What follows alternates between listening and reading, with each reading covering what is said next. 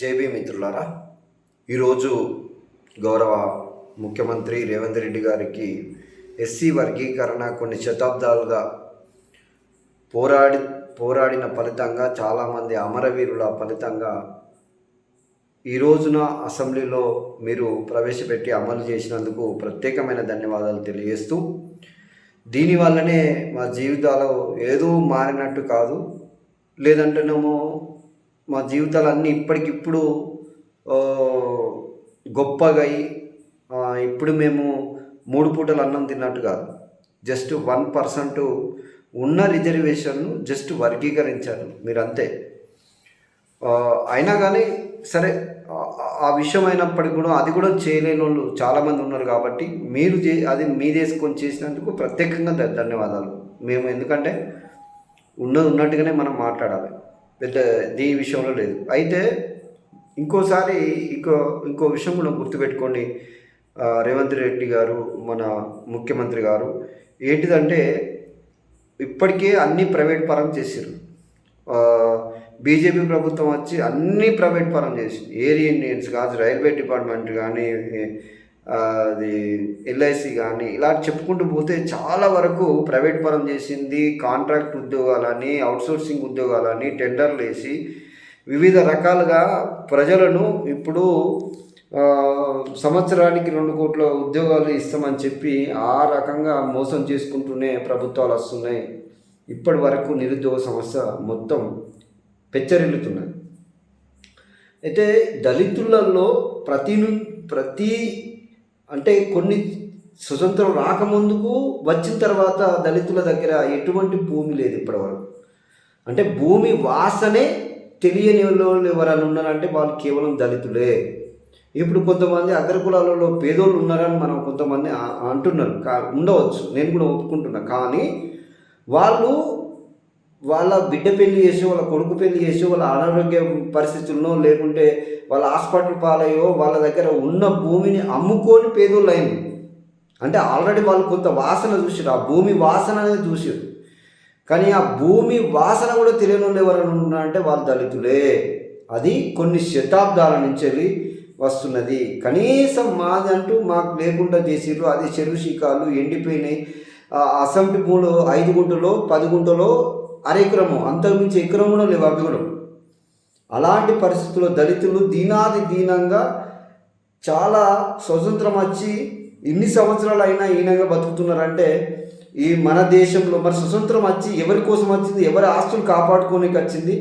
మరి మేము స్వతంత్రం కోసం కొట్లాడి పోరాడి మరణించిన వాళ్ళంతా బహుజనులు అయితే ఈ రోజున ఆస్తులు మొత్తము అగ్రకులాల చేతిలో ఉండి వారు అనుభవిస్తున్నారు. అంటే వాళ్ళ ఆస్తుల కోసమే మేము కొట్లాడి పోరాటం చేసినట్టు అయిపోతాం. ఇప్పుడు తెలంగాణ కోసం కూడా అలాగే కొట్లాడింది దళిత వర్గము.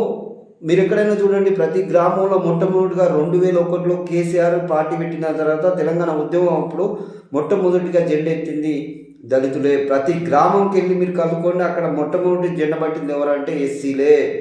ఎందుకంటే 2001లో ఫస్ట్ మేనిఫెస్టోలోనే 3 ఎకరాల భూమి లేని దళితులకు 3 ఎకరాల భూమి ఇస్తానని కేసీఆర్ వాగ్దానం పెట్టిండు. ఆయన మేనిఫెస్టోలో పెట్టిండు, ఆయన ఏజెండాలో పెట్టిండు. కాబట్టి అరే భూమి లేని వాళ్ళు ఎవరు అని అంటే కేవలం ఎస్సీలే.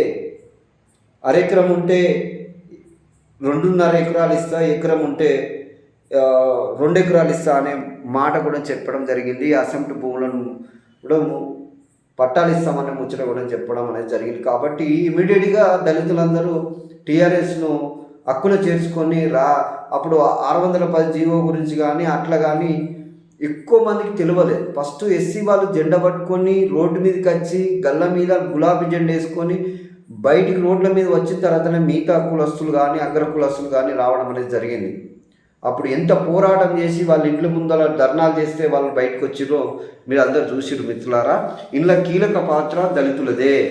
ఈ రోజున 6 గ్యారంటీలు ఇవ్వకపోయినా కాంగ్రెస్ ప్రభుత్వం గెలుసు, ఇది 100% గుర్తుపెట్టుకోండి. ఎందుకంటే కేసీఆర్ మీద కోపంతో ఉన్న దళితులు ఒక్కసారి కసి తీర్చుకున్నారు. ఎందుకంటే దళితులను ముఖ్యంగా మోసం చేసింది ఎవరన్నా ఉన్నారంటే అది కేసీఆరే. ఈ రోజుకైనా కానీ వాళ్ళు ముక్కు రాకి మాకు క్షమాపణ అయింది అది ఇది అని వాళ్ళు చెప్తే తప్ప వాళ్ళ వెనకాల దళితులు ఉండరు. ఇప్పటికి కూడా వాళ్ళకు లేదంటే ఇక గక్కడనే ఉంటారు వాళ్ళు. ఇప్పుడు మాకైతే కోపం ఏం అస్సలు తగ్గనంటే తగ్గలేదు. అట్లనే మీరు కూడా కాలగర్భంలో కలిసిపోతారా రేవంత్ రెడ్డి గారు? ఇప్పుడు మీకు ఇంకా ఇప్పటికే 15 నెలలు అవుతున్నది. ఇక ఇక కాలయాపన చేసుకుంటూ దళిత బంధు అంటే పేదవాడికి వచ్చేది ఏ పథకమైన అమలు చేయడానికి అనేక కారణాలు ఎదురైతే మీకు అదే మీకు కమిషన్లు వచ్చే పథకాలు కానీ మీకు లాభదాయకమైన పథకాలు ఏమైనా పెట్టుకోవాలంటే ఏ ఆటంకాలు ఉండవు. కానీ పేదోనికి ఏదైనా అమలు చేద్దాం అనేసరికి మస్తు ఆటంకాలు వస్తాయి. ఈ ఆటంకాలు వస్తాయి, లేకుంటేనో ఎలక్షన్ల పీరియడ్ వస్తుంది, లేకుంటేనో ఇంకోటి వస్తుంది, వాళ్ళు ఒప్పుకుంటలేరు అని వస్తుంది, లేకుంటే నిధులు లేవని వస్తుంది, ఇలాంటి ఎన్నికల కోడ్ పడ్డదని వస్తుంది. ఇలాంటి అంటే మళ్ళీ కాలయాపన చేసి ఎన్నికల ముందు ఇలా చెప్పడానికి ఇలాంటి ఎత్తుగడలో భాగంగానే చేసే రాజకీయాలు విని వేసారిపోయిన దళితులు అనే వాళ్ళు భూమి లేని నిరుపేదలు. మరి అంటే ఇప్పుడు దళిత రైతు బంధు చూడండి, 100 ఎకరాలు ఉన్నోనికి 200 ఎకరాలు ఉన్నోనికి 2 లక్షలన్నర జీతం తీసుకునేటోనికి కూడా అప్పుడు రైతు బంధు ఇచ్చింది కేసీఆర్ గారు. అంటే ఎంత ప్రజాధనాన్ని కనీసం దళితులకు ఒక 10 ఎకరాలు ఉన్నా కానీ 5 సంవత్సరాలకు 8 లక్షలు, 5 సంవత్సరాలకు 8 లక్షలు, 16 లక్షలు వచ్చు.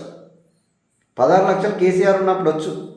10 ఎకరాలకు వేసుకుంటేనే మరి 50, 100 మన మల్లారెడ్డి లాంటి వాళ్ళు 7 కోట్లు 2 లక్షలు, లేకుంటే కేసీఆర్ అంటే ఎన్ని లక్షలు తీసుకున్నాడు. మరి అవిలకి వేస్తే ఇంకా మిగతా వాళ్ళు కోట్ల రూపాయలు బండలకు, కొండలకు, గుట్టలకు అవి అన్నిటికీ తీసుకునే అవి కూడా లెక్క చేయకుండానే జస్ట్ ఒక 10 ఎకరాలు ఉన్నా కానీ దళితులకు 8 లక్షలు, మన 16 లక్షలు దాకా వచ్చు. అంటే అవి కూడా రూపాయి లేకుండా చేసేది. ఈ రోజున మీరు ఏదో 100 రోజుల పనికి జాబ్ కార్డు ఉంటే మేము 12,000 ఇస్తామని ఏదో బుచ్చం వేసినట్టుగా మీరు వేస్తే మాత్రం అది సరైన పద్ధతి కాదు. మీరు 10 ఎకరాలు ఉన్నోడికి ఎట్లయితే ఇస్తావో మాకు అట్లా ఇవ్వండి. మాకు అంటే రైతు కూలి ఏం పాపం చేసిందని ఫస్ట్ నుంచి ఇప్పుడు 10 ఏళ్ళ నుంచి వాళ్ళు మోసం చేసుకునేంత భూమి లేనందుకు భూమి ఉన్నోనికి ఇంకిద్ద మీరు ఇవ్వండి, తప్పలేదు. ఎందుకంటే వాళ్ళు పంట పండిస్తున్నారు. మరి భూమి లేని వాళ్ళకు అల్లనే పోయి వాళ్ళు పంటకు వాళ్ళకు సహకరిస్తున్నాం కదా, వాళ్ళ పొలాలలో పోయి మేము కూలి చేస్తున్నాం కదా, మరి మాకెందుకు ఇయ్యరు? మాకు 10 ఎకరాలలోకి ఎట్లు ఇస్తారో మాకు అట్లనే ఇవ్వాలి. మీరు ఒక లిమిట్ కట్అవుట్ పెడుతున్నావు, కట్అవుట్ వరకు మాకు ఇవ్వండి. వాళ్ళకి ఎంత ఇస్తారో మాకు ఇవ్వండి. మమ్మల్ని ఎందుకు దీనంగా చూస్తారు? మేము భూమి పుత్రులం కాదా? మేము అసలు ఈ భూమిలో మేము ఓటేయడానికి తప్ప మేము వేరే దానికి పనికిరామా? అంటే మీ అగ్రకులాలలో కనీసం 70%, అసలు 30% కూడా వచ్చి బయటకు వచ్చి ఓటేయరు. కానీ 90% దళితులం బయటకు వచ్చి లైన్లో నిలబడి ఓట్లు ఎత్తాం. కానీ మా ఓట్లు మాత్రం మీకు కావాలి. మాకు పనిచేసే వరకు అనేక కారణాలు వస్తాయి. ఇప్పుడు దళిత బంధు రాతల మీదనే ఉంటుంది, ఓన్లీ పేపర్ మీద రాతం 17,700 కోట్లు ఒక్కసారి పంచిండు. తర్వాత 7,500 కోట్లు ఒకసారి ఒక బడ్జెట్లో, 5,500 కోట్లు ఒక బడ్జెట్లో, 21,000 కూడా ఒక బడ్జెట్లో తీసి. కానీ అవి పేపర్ మీద మాత్రమే ఉన్నాయి. మొత్తం కాళేశ్వరం అని ఇది అని మన వాళ్లకు మళ్ళీ చూడండి, వీళ్లకు కమిషన్లు, తర్వాత వాళ్ళకు లాభదాయకంగా ఉన్న వాటిని తొందరగా అమలు చేసి పడేది.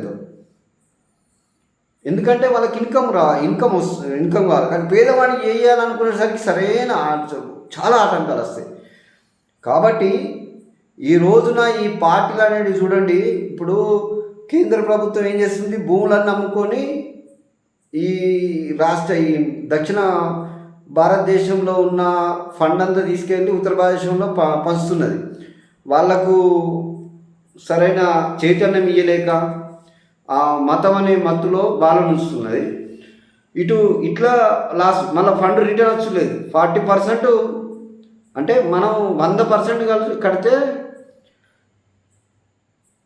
100% మనం కడితే 61% మాత్రమే, అంటే 40% మాత్రమే మనకు వస్తుంది.